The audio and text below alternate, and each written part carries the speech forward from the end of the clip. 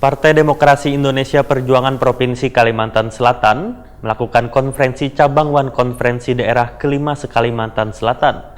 Konferensi cabang serentak One Konferensi Daerah PDIP se-Kalimantan Selatan menjadi momentum yang baik untuk mengevaluasi keberhasilan PDIP Kalimantan Selatan di pemilu 2019.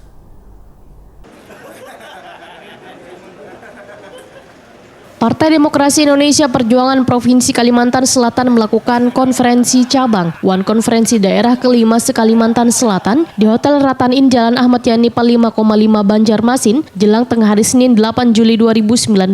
Secara aklamasi, Mardani Hamaming kembali terpilih untuk kedua kalinya sebagai Ketua Dewan Pimpinan Daerah Partai Demokrasi Indonesia Perjuangan Provinsi Kalimantan Selatan masa bakti 2019-2024. Mardani Hamaming mendapat dukungan penuh oleh peserta konferensi. Gubernur Kalimantan Selatan Sahbiri Nur Waitakoni Prima TV menilai konferensi cabang serentak One Konferensi Daerah PDIP Kalimantan Selatan menjadi momentum yang baik untuk mengevaluasi keberhasilan PDIP Kalimantan Selatan di pemilu 2019.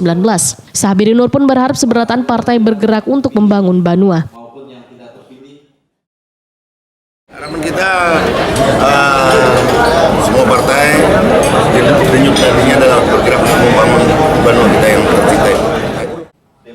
Ketua DPD PDIP Kalimantan Selatan Mardani Hamaming memadahkan di Konfecap One Konferda dalam menentukan ketua yang terpilih harus memiliki jenjang kepengurusan di partai sehingga kada bisa bila anggota baru DPDI Perjuangan masuk dalam kepengurusan inti.